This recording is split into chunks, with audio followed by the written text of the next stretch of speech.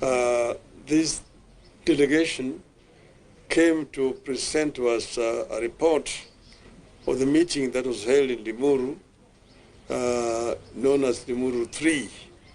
And as you know, there was a lot of discussions about Limuru 3, whether it should take place or not, whether it was going to unite or divide the people of Kenya. But having listened to them, before we came here, I'm convinced that the Limuru 3 is one of these discussions that we need to have in this country, across the length and breadth of our country. We fought very hard to introduce freedom of expression and association in our country. As you know, we came from an era of a single-party dictatorship where expressions and dissent were completely banned. We brought in this new constitution which gives Kenyans the fundamental right of expression and association. And this is something must be selflessly guarded by the Kenyan people. We have had conversation for a long time.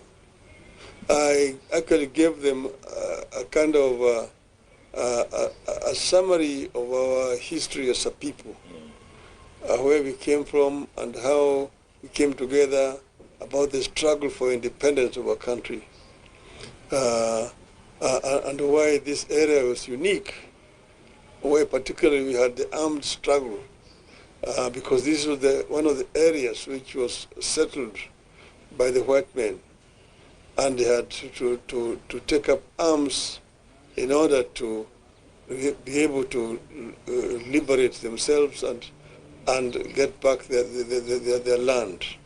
But the rest of the other Kenyans joined this struggle. So it became a Kenyan people's struggle, the nationalist struggle, that eventually forced the British to hand over independence to our people. As the founding father used to say, "Hatukupewa uhuru, tulinyakua." Uhuru tulinyakua.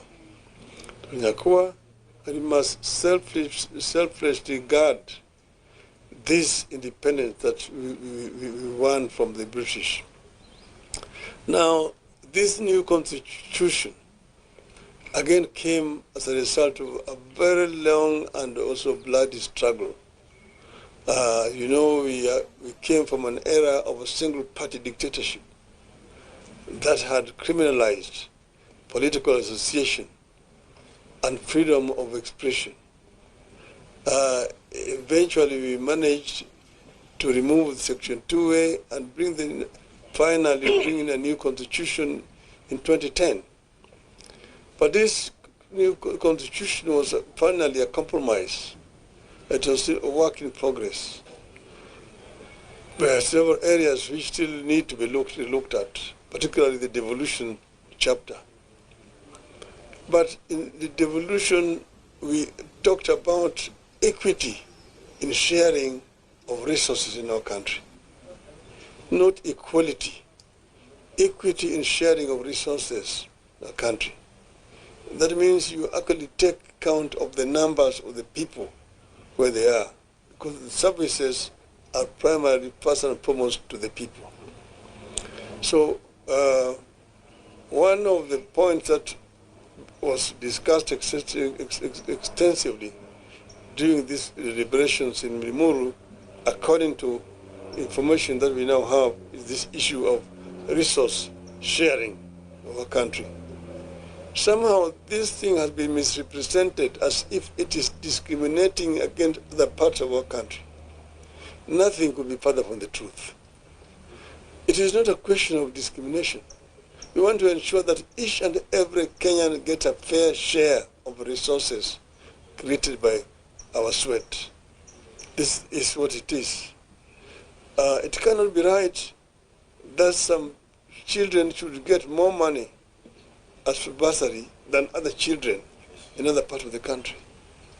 And I think this is a conversation which, if we have it openly, in a open dialogue, we'll be able to convince majority of our people that this is the right way to go. And that's why in the BBI, we had proposed it. We proposed it. Some people don't want to hear it. But we want to ensure that each and every Kenyan is fairly treated, equally treated. And that's why we're saying, we agree with this phrase that is one man, one vote, one shilling. I